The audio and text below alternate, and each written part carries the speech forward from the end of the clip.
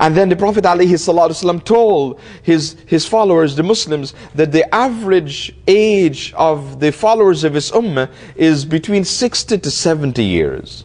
That is how long they will live on an average.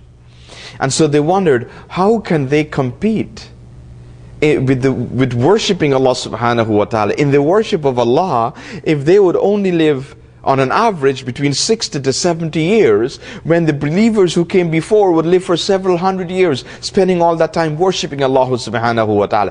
They wanted to be the best of believers of Allah subhanahu wa ta'ala. They wanted to be the best. They wanted to compete with others in worshipping Allah subhanahu wa ta'ala, in obeying Allah, in serving Allah subhanahu wa ta'ala. This was this strong desire in the hearts of the believers. And the Prophet knew of this. And they would ask him what they can do to compete with the previous believers. And the Prophet ﷺ also wanted his followers to be the best believers of Allah subhanahu wa ta'ala. And he said he wanted us to be the best of nation on the Day of Judgment. Those who are known for obeying Allah and submitting to Allah subhanahu wa ta'ala. And so Allah subhanahu wa ta'ala blessed this ummah through the barakah of the Prophet alayhi salatu wasalam with this blessed night in the month of Ramadan. Inna anzalnahu fi laylatil qadr wa ma adraka ma laylatul qadr laylatul qadri khayrun min alfi shahrin. That the night of power, Laylatul Qadr, is better than 1,000 months. And this is what the Prophet ﷺ mentioned in this khutbah that he delivered to his noble companions. There is a night in this month which is better than 1,000 months. 1,000 months. Now, 1,000 months is more than 83 years. And if the average age of the members of this ummah is between 60 to 70 years, then 83 years is more than a lifetime. It's more than most people expect to live today, or most people do live today. Many people die before their 83 years of age. And here it is, the blessings of one night in this month of Ramadan is greater than 83 years. In other words, it's greater than an entire lifetime. And this is the mercy from Allah subhanahu wa ta'ala. And this is the opportunity for the believers now to gain this mercy and blessing from Allah subhanahu wa ta'ala. And so the Prophet alayhi salatu wasalam would tune the mind and the heart of the believers to this month of Ramadan, telling them this is a month which contains a night greater in blessings than 1,000 months. In other words, than an entire lifetime. So that they would strive in this blessed month of Ramadan to their utmost to serve Allah subhanahu wa ta'ala. The Prophet alayhi salatu wasalam continues in this wonderful khutbah for the blessed month of Ramadan. The fasting during this month is an obligation, and the extra prayers during its nights are voluntary. The fasting during this month is an obligation, it's a fard.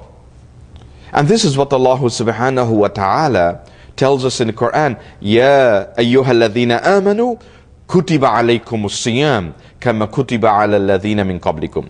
O you who believe, fasting is made obligatory upon you. Kutiba alaykumus siyam bima'na furida alaykumus siyam. That fasting has been made fard upon you. This is a revelation of Allah subhanahu wa ta'ala. And the Prophet alayhi salatu wasalam in his hadith, in another hadith, mentions the 5 pillars of Islam. Buniyal Islamu ala khamsin. That Islam is built on 5 pillars. Among them, Sawmi Ramadan. To fast in the month of Ramadan. So the Prophet said, the fasting during this month is an obligation. It's a fard on the believers, on the Muslims. And not only that, but it's one of the pillars of Islam. Fasting is one of the pillars of Islam. It's not only just another act of ibadah, another act of worship of Allah subhanahu wa ta'ala, but Allah subhanahu wa ta'ala, in His infinite mercy and in His infinite wisdom has made fasting in Ramadan one of the pillars of this deen. One of the 5 things that this religion is built upon. One of the 5 pillars of Islam. And so the Prophet said, the fasting during this month is an obligation. It's a fard. It's compulsory for us to do. And he said, the extra prayers during its nights are voluntary. Now this refers to Salatul Taraweeh, the special prayers during the nights of Ramadan. And so we fast during the days of Ramadan, and then we beautify the nights of Ramadan with Salatul Taraweeh. As the scholars have said, decorate your days of Ramadan by fasting and beautify your nights of Ramadan with Salatul Taraweeh. This is a special, unique ibadah consisting of 20 rakats of salah that is performed every night throughout the month of Ramadan. We say it's a unique ibadah for the month of Ramadan because it is only in the month of Ramadan that we perform Salatul Taraweeh. We are not allowed to perform Salatul Taraweeh in the other 11 months of the year. And if we were to do that, even with a good intention, then that ibadah would be rejected. مَنْ أَحْدَثَ فِي أَمْرِنَا هَذَا مَا لَيْسَ مِنْهُ فَهُوَ رَدٌّ. That if we do Taraweeh in a time other than Ramadan, it will be rejected. We can perform 20 rakat every night in the month of Muharram, for example. If our niyyah is Salatul Taraweeh, it is not accepted. It has to be, the niyyah has to be nafil salah that we would do. So this special Taraweeh salah is unique in the month of Ramadan, and it's a great opportunity. For the Prophet ﷺ says, "Man qama Ramadan imanan wa ihtisaban ghufira lahu ma taqaddama min dhanbi." Aw kama qala alayhi salatu wasalam. That whoever performs the Qiyam of Ramadan, and the Qiyam of Ramadan is Salatul Taraweeh. Whoever performs the Salatul Taraweeh in Ramadan with faith, iman, with devotion, with expectation of reward from Allah subhanahu wa ta'ala, will have all their past sins forgiven. Will have all their past sins forgiven. So even though it is a voluntary prayer, it has great blessings. And this is one of the unique hallmarks of Ramadan. One of the distinguishing feature of Ramadan, that Muslims gather together in the masjids of Allah, in the houses of Allah, to perform Salatul Taraweeh during the nights of Ramadan. And throughout the world, we see this manifestation. And it has been there for 14 centuries. And may Allah subhanahu wa ta'ala bless us that it will continue until the Day of Judgment. That Muslims would leave their homes, wherever they are, and rush to the masjids in the nights of Ramadan to perform Salatul Taraweeh. And the Prophet ﷺ also says, "Man qama ma'al imam hatta yansarif kutiba lahu qiyamul layl."